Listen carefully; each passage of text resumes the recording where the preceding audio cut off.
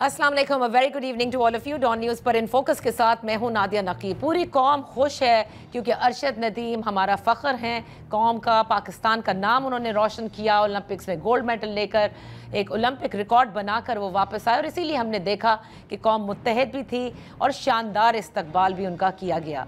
लेकिन जो सियासी फ्रंट है उसमें बड़ी तकसीम नज़र आती है और इस तकसीम का सबसे ज़्यादा जिक्र अगर कोई करता है तो वो मौजूदा हुकूमती जमात पाकिस्तान मुस्लिम लीग नून और उसके इत्तेहादी पाकिस्तान पीपल्स पार्टी। बारहा वो ये कहते हैं कि कौम को तकसीम कर दिया गया है, सियासत में पोलराइजेशन को कम करना चाहिए। लेकिन संजीदगी से अगर देखा जाए तो इस पोलराइजेशन को कम करने में किसी भी सियासी जमात ने, चाहे वो हुकूमत में हो या अपोजिशन में हो, किसी ने कोई कोशिश नहीं की है। अब आते हैं जो इदारे, यानी कि ये बात तो अपनी जगह थी ही, लेकिन अब इस वक्त नज़र आ रहा है कि हुकूमत, अदलिया और इनके दरमियान जो रस्साकशी है कि मुकन्ना कुछ कहता है, हुकूमत ने अमल दरामद करना है, अदलिया ने अपने फैसले देने हैं। इन तीनों में जो टकराव जो कि बड़ा वाज़े है, इसमें यह देखना है कि आने वाले दिन इंतहाई अहमियत के हामिल हैं। आखिर कौन किसके इख्तियार सल्ब करेगा और कौन अपने दायरे कार में रहकर काम करेगा, इसी पर बात करते हैं। इन्फो डॉक्टर तारिक फजल चौधरी साहब पाकिस्तान मुस्लिम लीग नून के सीनियर रहनुमा हैं, कौमी असम्बली में नून लीग के चीफ विप भी। Thank you so much for joining us. Doctor साहब, इस वक्त हुकूमत के लिए ज़ाहिर ज़रूरी है कि सियासी इस्तेकाम रहे, और वो सियासी इस्तेकाम फ़िलहाल तो नज़र नहीं आता। अपोजिशन कुछ कह रही है, आप लोगों का मौक़िफ़ कुछ है, लेकिन कम अज़ कम ये तो होना चाहिए कि इदारे आपस में हम आहंग रहें। लेकिन आप लोगों का यानी हुकूमत की जानिब से अदलिया पर ये साफ नज़र आता है कि एक टकराव की कैफियत भी है और बहुत ज़्यादा कॉन्फ्लिक्ट में आप जा रहे हैं। जी बिस्मिल्लाहिर्रहमानिर्रहीम। देखिए, आपने जो जिस सूरत हाल की निशानदेही की है, इसमें कोई शक नहीं है कि मुल्क में आगे बढ़ने के लिए और ख़ास तौर पे जो चैलेंजेस जिनसे मुल्क गुजर रहा है उनसे निपटने के लिए एक पॉलिटिकल स्टेबिलिटी ये सबसे पहली शर्त है। और हम अगर पूरी दुनिया से इस वक्त राब्ते में हैं और पाकिस्तानी जो पाकिस्तान से बाहर हैं और बैनुल अक़वामी इन्वेस्टर्स, सरमायाकार प्लस जो गवर्नमेंट्स हैं, जैसे चाइना हमारा बहुत बड़ा दोस्त है और माशाल्लाह हर मुश्किल दौर में आप साथ खड़ा रहा है, गल्फ कंट्री सारे बिलखुसूस सऊदी अरेबिया, और वो आपके साथ ताउन भी करते हैं, आपके साथ इन्वेस्टमेंट के हवाले से भी बड़ी आप ये कहें कि उनकी मदद रही है पाकिस्तान के साथ। तो ये सारी सरमायाकारी और ये सारी चीज़ें तभी मुमकिन होंगी कि अगर मुल्क के अंदर पॉलिटिकल स्टेबिलिटी होगी। और अभी आपने देखा कि सऊदी अरब के कोई डेलीगेशन मुख्तलिफ उनके वज़रा, इन्वेस्टमेंट कंपनी, वो सारे यहाँ पे आए, फिर यहाँ से वो फूड वहाँ पे जाते रहे और मेगा इन्वेस्टमेंट जो है अभी इसकी भी वो बात कर रहे हैं। लेकिन जब वो मुल्क में देखेंगे कि खींचातानी है, अफरा तफरी है और पॉलिटिकल स्टेबिलिटी के साथ ना होने के साथ साथ आपको एक अनसर्टेनिटी की कैफियत नजर आती है। ये हमारे उन तमाम दोस्तों को और अपने तमाम पाकिस्तानियों को जो जैसे मैंने अर्ज की पाकिस्तान से बाहर हैं, उनके लिए ये सजा जो है ये कोई अच्छी सजा नहीं है। और जो सियासी लड़ाई होती है वो अपनी है, सियासी मैदान में है, वो चलती रहती है। 2018 का इलेक्शन हुआ, बड़े संगीन उस पर इल्जामात लगे। सर, सियासी लड़ाई तो अपनी जगह है डॉक्टर साहब। अपोजिशन में सिर्फ आपको रेफरेंस दे रहा हूँ कि मुतहदा अपोजिशन उस वक्त मौलाना फजल रहमान साहब की सरबराही में सबसे पहले ये फैसला हुआ कि हिस्सा नहीं बनना इस पार्लियामेंट का और हमने इसे बाइकआउट करना है। लेकिन फिर उसी स्टेबिलिटी की जिसकी आपने बात की, उसके लिए हम पार्लियामेंट का हिस्सा भी बने, निज़ाम भी आगे चलता रहा और जो केसेस वो भी अदालतों में चलते रहे। इस वक्त भी जरूरत इसी बात की है कि जहां मुल्क की बात हो, जहां पे पाकिस्तान को आगे लेके जाने की बात हो, वहां पे हम सब इकट्ठे हों और बाकी जो आपस में सियासी रस्साकशी है वो रहनी चाहिए। जमहूरियत का हुसन है, उसमें तो कोई मुजाहिका नहीं है। नहीं, लेकिन डॉक्टर साहब इस वक्त तो आप और तफरीक जो है वो इतनी ज्यादा नहीं होनी चाहिए जिससे मुल्क को नुकसान पहुंचे। लेकिन दूसरा नुकसान तो और पहुंचेगा ना कि जिस तरह से हुकूमत इस वक्त अदलिया के साथ महाजराई में है। मैं यही तो कह रही हूँ कि सियासी इस्तेकाम लाने के लिए वो अलग लड़ाई है आप लोगों की, लेकिन जो इस वक्त इदारों के साथ चल रहा है, यानी हुकूमत कुछ कह रही है, पार्लियामेंट कहता है कि जी हमारा इस्तेहकाक है, और डायरेक्टली आप पर तनकीद भी यही है कि अदलिया के फैसलों पर मबनी अगर पार्लियामान कानून साजी करेगा तो जाहिर है इसे और क्या कहेंगे कि आप अदलिया के साथ इस वक्त कन्फ्रंटेशन में जा रहे हैं? देखिए, वो एक ऐसा जो फैसला है उसके ऊपर तो मेरा ख्याल है कि बात करना या तनकीद करना वो कोई ना तो अदलिया पे हमले के ज़िम्रे में आता है, ना वो कोई मावरा कानून कोई चीज़ है। जजेस की बात नहीं हो रही होती है, हमेशा फैसलों की बात हो रही होती है और उन पर आप यकीनन तनकीद कर सकते हैं।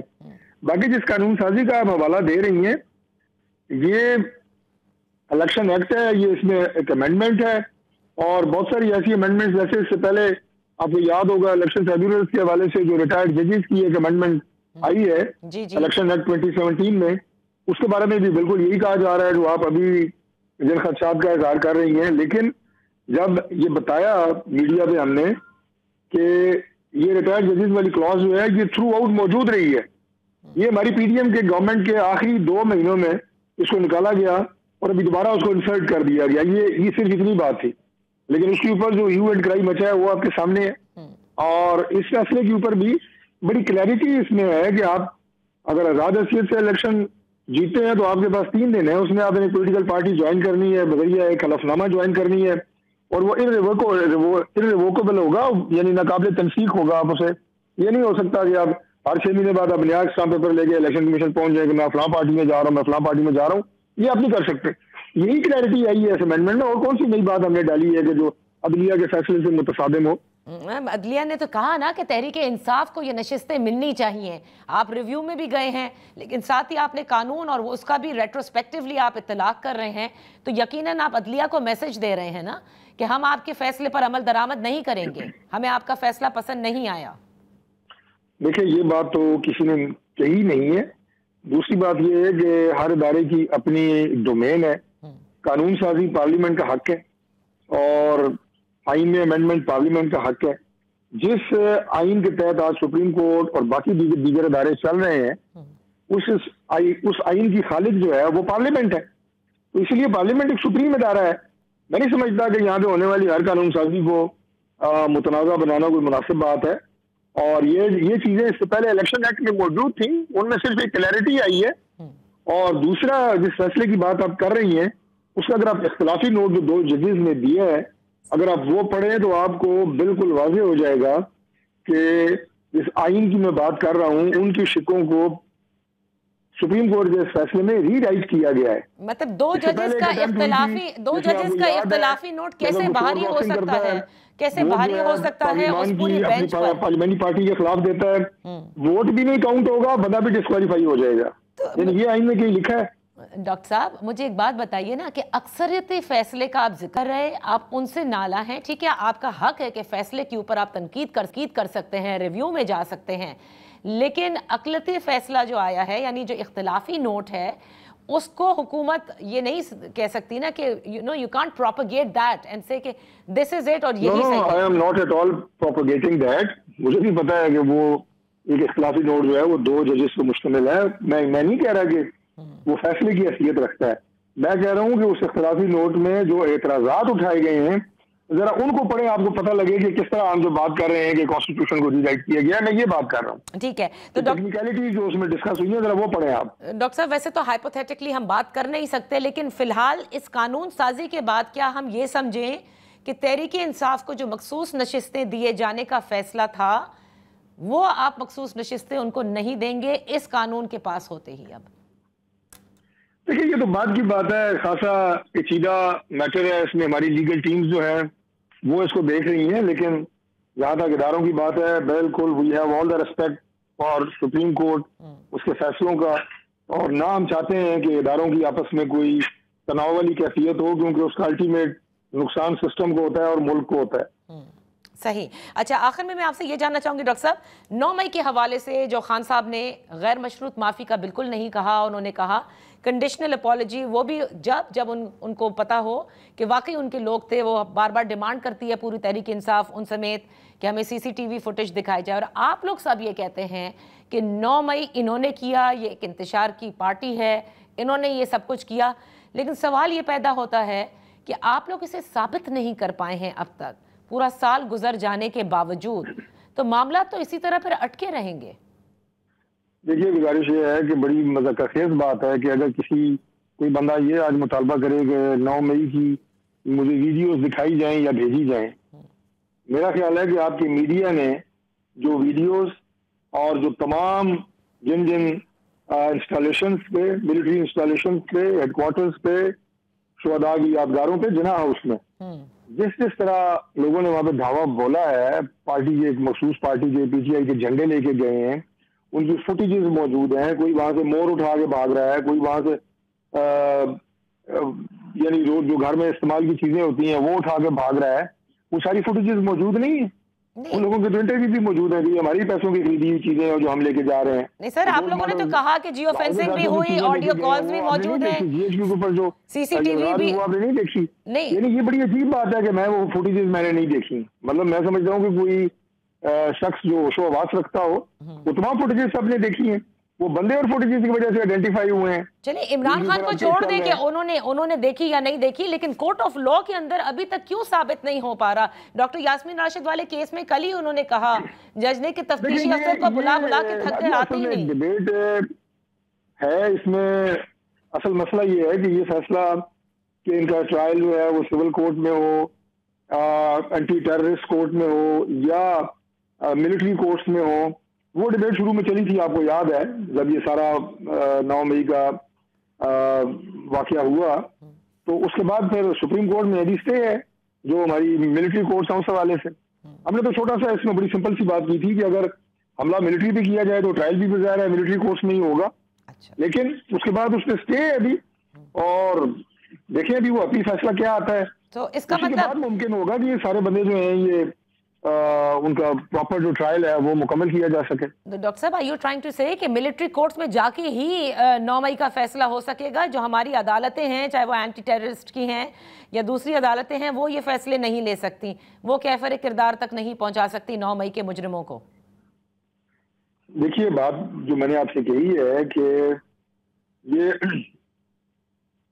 ये बात इससे पहले कई दफा हो चुकी कि मिलिट्री कोर्ट्स बननी चाहिए या नहीं बननी चाहिए, और हमारे से वही बात थी, बड़ी सिंपल सी हमने बात की थी कि चूंकि मामला जो है वो मिलिट्री और उसकी इंस्टॉलेशन में हमलों का है, तो जाहिर है उसका ट्रायल जो है वो मिलिट्री कोर्ट्स में होना चाहिए। और मैंने ये भी बड़ी वजाहत से ये बात बताई थी कि वहाँ पे मिलिट्री कोर्ट्स में जो जजेस होते हैं वो बाकायदा जुडिशियल ऑफिसर होते हैं। वो ऐसा नहीं होता कि एक दिन एक मेजर या आपकी बात दुरुस्त है, लेकिन क्यों हुकूमत कोर्ट में बैठ जाए, ऐसा नहीं है। तो आप तो फिर उनका जज डिपार्टमेंट है और उनकी कोर्ट्स ऑलरेडी मौजूद हैं। मिलिट्री के तमाम मुकदमा जो हैं उनके अपने ऑफिसर्स के या जवानों के व्हाटएवर, वो सारे उन कोर्ट्स में चलते हैं। बस ठीक है, तो ये बात अब वाज़ेह हो गई कि आप कहते हैं 9 मई के केसेस मिलिट्री कोर्ट में ही चलने चाहिए। इसका मतलब एक तरह उसूली तौर पे, हाँ अच्छा, उसूली तौर पर, लेकिन इसका मतलब ये क्या नहीं समझा जाएगा कि आपको एक तरह से अदम एतमाद है अपनी बकिया अदालतों के ऊपर, एंटी टेररिस्ट कोर्ट्स के ऊपर और हाई कोर्ट्स के ऊपर, कि वो फैसले नहीं ले सकती, वो कानून के मुताबिक एक्ट नहीं कर सकती? नहीं, कानून के मुताबिक तो चल ही रही है हमारी कोर्ट्स, लेकिन ये कोर्स भी, जैसे मैं आपको दोबारा ये बात कहूँ कि नई तो नहीं बनाई गई, मिलिट्री कोर्स ऑलरेडी मौजूद थी। सही। और क्योंकि मामला उनका था इसलिए ये फैसला किया गया कि ये केसेस वहां पे चलें। हमारी अदालतों के अंदर जो लोड है, प्रेशर है, फैसले आपको पता है साल सदियां गुजर जाती हैं, उम्रें गुजर जाती हैं, लोगों की फैसले नहीं होते। ये एक डायलेमा तो है, ये तो हमेशा इसमें बात होती है। अच्छा डॉक्टर साहब, आखिर में मैं आपसे ये भी पूछना चाहूंगी, क्योंकि आप उस मुज़ाकराती टीम का हिस्सा थे जो जमात इस्लामी के साथ मुज़ाकरात कर रहे थे, धरना था, और सारी मसाइल से हम सब जाहिर है लाइल्म नहीं है, जैसे IMF की कंडीशनैलिटीज़ हैं और बड़ी मुश्किल में मईशत इस वक्त है। ये 40-45 दिन का जो टाइमलाइन दिया है उसमें आप लोग कर पाएंगे, ये रिलीफ दे पाएंगे? देखिए, उसमें जो मुमकिन हो सका वही रिलीफ दिया जा सकता है, क्योंकि जहाँ से आपके प्रोग्राम की बात हमने शुरू की थी कि जो जमात इस्लामी के मुतालबात हैं वो हमारा मिशन है, लोगों को रिलीफ देना, लोगों की जिंदगी के अंदर आसानी लेके आना। बिजली के बिल बहुत ज्यादा है और हम जाहिर है पब्लिक में होते हैं, हमें बिल्कुल इस बात का एहसास है, लेकिन जाहिर है रिलीफ उतना ही दिया जा सकता है कि जितनी हमारे पास गुंजाइश है। और ये जो बात उनसे हुई है, ये बात उन्हें भी हमने वाज़ेह की है कि बदकिस्मती से इस वक्त जो हमें जाना पड़ा, IMF के पास जाना पड़ा, जाहिर है उनकी अपनी शराइत है, शराइत किस हवाले से है कि जो वो आपको फंड कर रहे हैं, उन्होंने भी जो इंश्योर करना है कि ये फंड जो है वापस कैसे होगा। लिहाजा कुछ जो यानी शराइत जिनकी मैं बात कर रहा हूँ कुछ उस तरफ से भी हैं, तो हमें अपने जो अवेलेबल रिसोर्सेज हैं ये कह लें, उसी के मुताबिक फैसला करना होगा कि हम कितने हद तक जा सकते हैं अवाम को रिलीफ देने के लिए। ओके, बहुत बहुत शुक्रिया डॉक्टर तारिक फजल चौधरी हमारे प्रोग्राम में हिस्सा लेने के लिए। एक ब्रेक लेते हैं यहाँ पर। जब ब्रेक से वापस आएंगे, ये जो पूरी सियासी सूरत हाल है इस पर हमारे साथ होंगे सीनियर तज्जिया निगार। उनसे पूछते हैं कि पर्दे के पीछे क्या हो रहा है।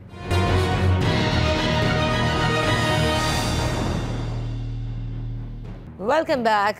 जो मौजूदा सियासी सूरत हाल है इस पर बहुत सारी बातें हो रही हैं। इस्लामाबाद के पावर कॉरिडोर्स में कुछ कहा जाता है कि कहीं बातचीत का सिलसिला है, कभी कोई खबर आती है।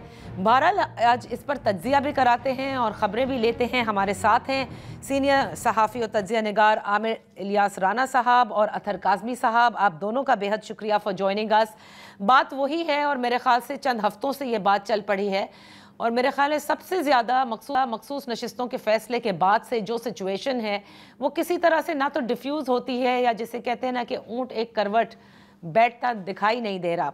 आमिर इलियास राना साहब, हमने देखा कि तहरीक इंसाफ की जानिब से इमरान खान साहब की जानिब से जो बयानात पहले सामने आए उसमें कुछ लगा कि कुछ जैसे एक लचक सी आई है, जैसे जब उन्होंने कहा कि जितने भी पाकिस्तान तहरीक इंसाफ के लोग हैं वो बग़ैर इजाज़त के जलसे ना करें, यानी किसी तरह का स्टैंड ऑफ जो है वो इंतज़ामिया के साथ भी ना हो।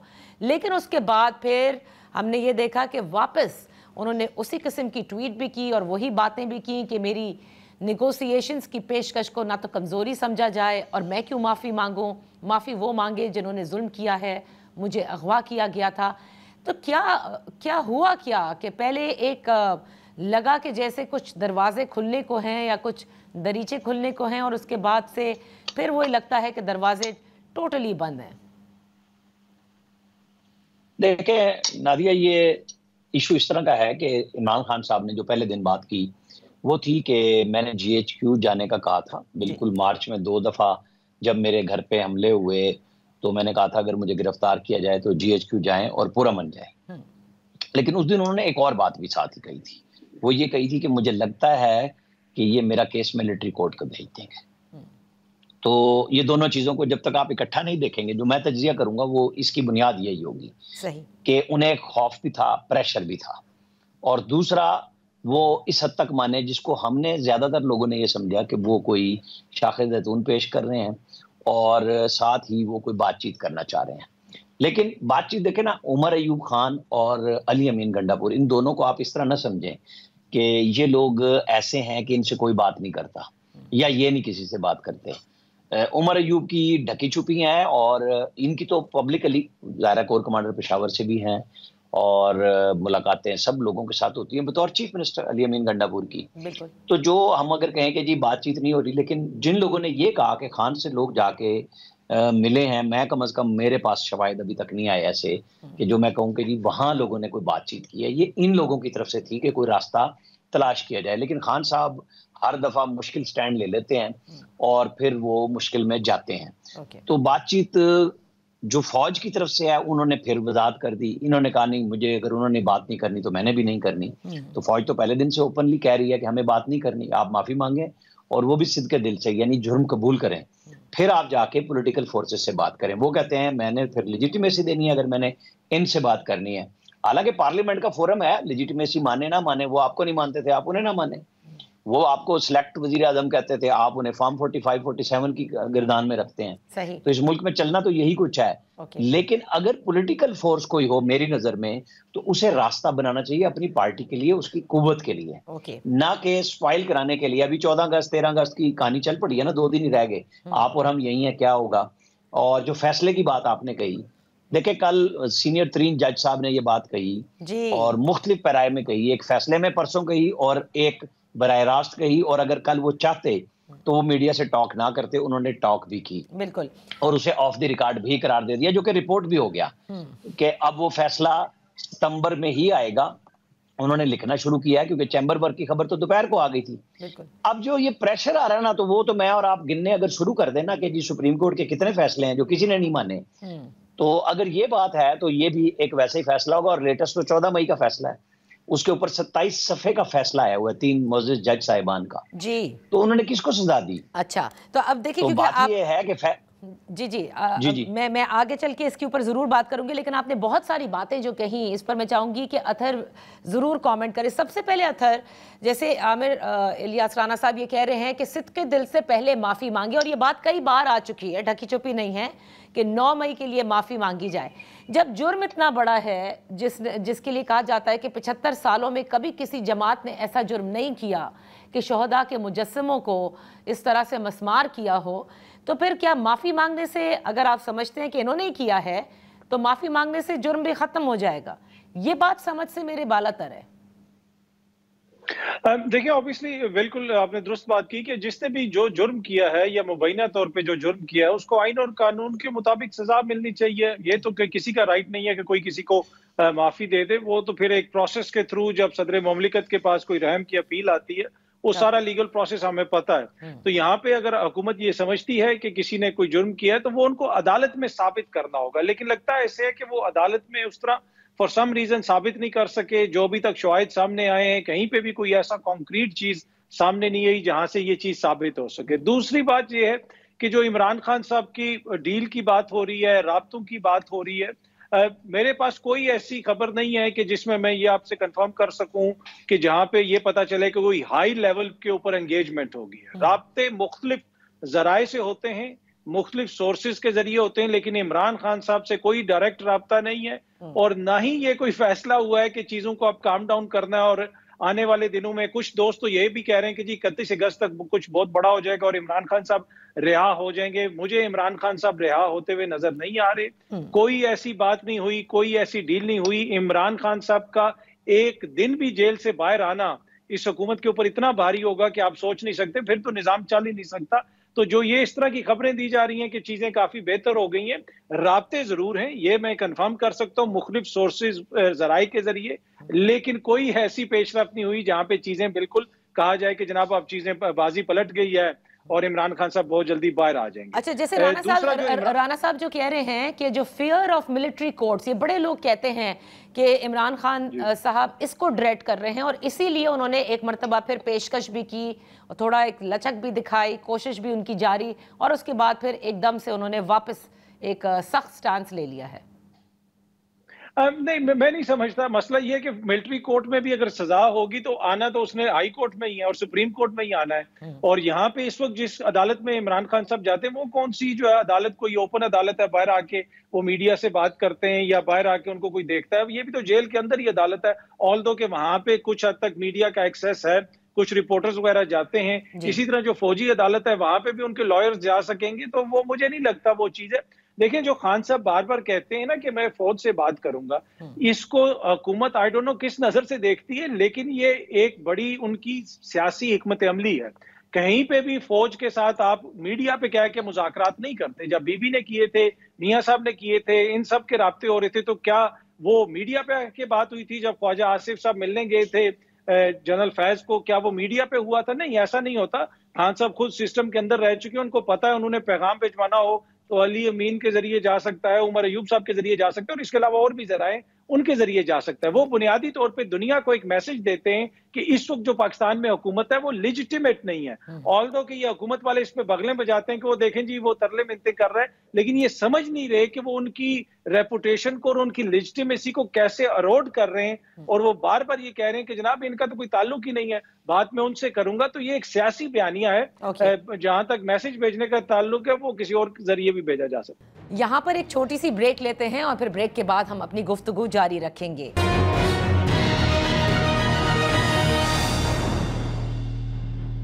Welcome back. इन फोकस हैं अतहर काज़मी साहब और आमिर इलियास राना साहब। बात हो रही है सियासी सूरत हाल पर। आमिर इलियास राना साहब, मुझे ये बताएं कि फिर ये जो खान साहब कहते हैं कि बार बार वो अब अपनी प्रिडिक्शन दे रहे हैं कि मैं देख रहा हूं कि 2 माह में ये हुकूमत चली जाएगी। बहुत सारे लोग ये कहते हैं कि बांग्लादेश में जो कुछ हुआ है, एक तरफ आपके पास जमात इस्लामी का धरना भी हुआ, महंगाई भी है, बिजली के बोझ तले अवाम भी पिस रहे हैं, फौरी तौर पर कोई रिलीफ भी नहीं दिया जा सकता, तो शायद वो ये तशबीह दे रहे हैं, एक तरह से वार्न कर रहे हैं कि कुछ भी हो सकता है। देखें, उसके ऊपर ना महंगाई बिल्कुल एक फैक्ट है, जेन्युइन फैक्ट है, जिसपे जमात इस्लामी ने अवाम की नब्ज पे हाथ रखा।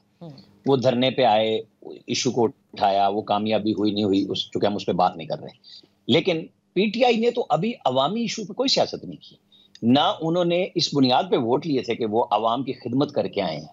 उनका एक बयानिया चूरन बिक गया अमरीकी साइफर के बाद, मकबूलियत बन गई, चूंकि पीडीएम गवर्नमेंट सर्व नहीं कर सकी थी लोगों को, इस बुनियाद पे बना। उनका कोई बयानिया ऐसा नहीं है कि मैं था तो मैंने ये काम कर दिए थे।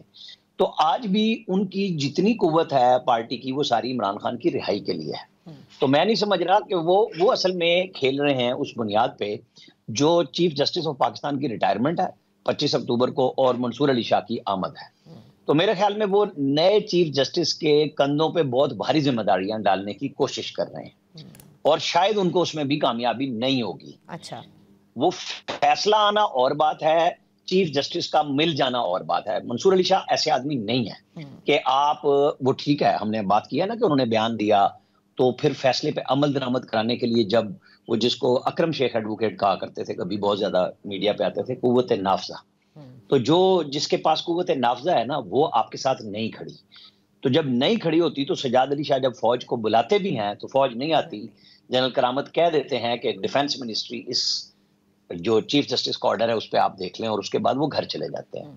तो यही 14 मई के ऑर्डर के साथ भी हुआ। अब आप कल बात सुन चुके हैं कि वो अब शायद मिड ऑफ सितंबर में ही फैसला आएगा। जी बिल्कुल। तो फिर रिव्यू भी फौरन लग जाएगा, फिर ही जाके फैसले होंगे। जो बात कह रहे हैं लोग, जिस बुनियाद पे इमरान खान साहब कह रहे हैं कि 2 महीने में ये हुकूमत चली जाएगी, जाहिर है उस वक्त अक्टूबर आ चुका होगा जब तक ये फैसले होंगे और उनके ख्याल में होगा। मैं आपको ये बता सकता हूं कि जिन लोगों का ख्याल है वो ज्यादातर वो बातें कर रहे हैं ना कि जनाब वो पता नहीं लाहौर हाई कोर्ट से क्या वो जज लग जाएंगे, ट्रिब्यूनल आ जाएंगे और ये हुकूमत चली जाएगी। आप भी यही हैं, हम भी यही हैं। वो ट्रिब्यूनल भी आप भी देखिएगा, सुप्रीम कोर्ट में केस लगना ना आजकल में, जिस दिन लगेगा उस दिन लाहौर हाई कोर्ट से भी रिपोर्ट आई पड़ी है सुप्रीम कोर्ट में, और फिर इलेक्शन कमीशन से भी, और नया नोटिफिकेशन भी हो जाएगा जज साहिबान का। कुछ नहीं होने जा रहा ऐसा। अच्छा, तो अब पहले तो अदलिया पे मैं अतर आपसे कमेंट ले लूं और उसके बाद ये कुछ भी नहीं होने जा रहा जैसे आमिर इलियास राना साहब ये कह रहे हैं। फिर एक ही सवाल है जो फिर मैं आप दोनों से करना चाहूँगी।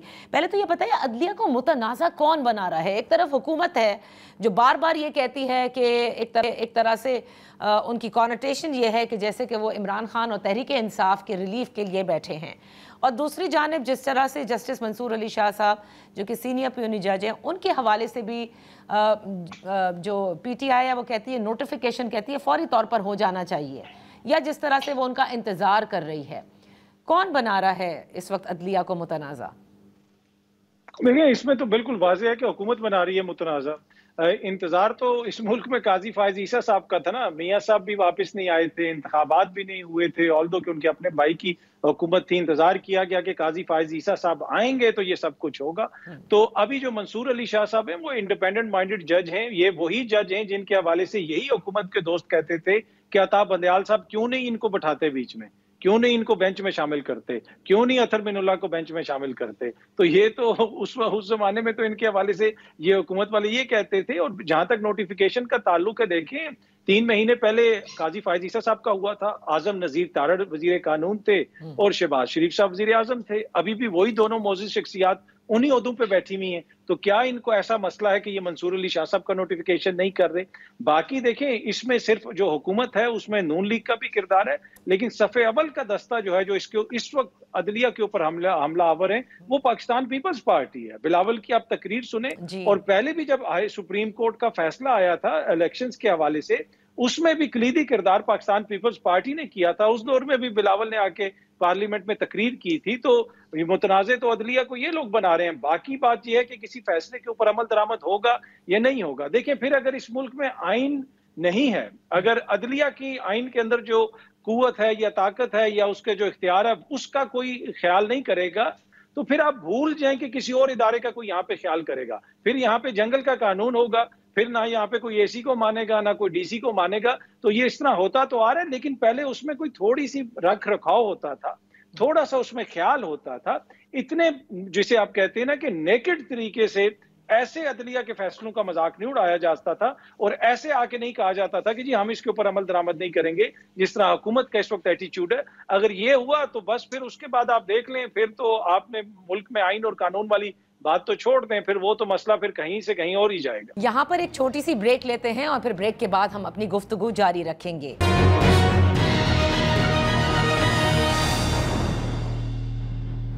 Welcome back. इन फोकस हैं अतर काज़मी साहब और आमिर इलियास राना साहब। अतर, आप क्या देख रहे हैं ये जो इस वक्त, देखें शाह महमूद कुरैशी साहब भी ये कह चुके हैं कि सियासी इस्तेहकाम नहीं आ सकता, आपको मानना होगा कि तहरीक इंसाफ एक जमात है, एक मकबूल जमात है।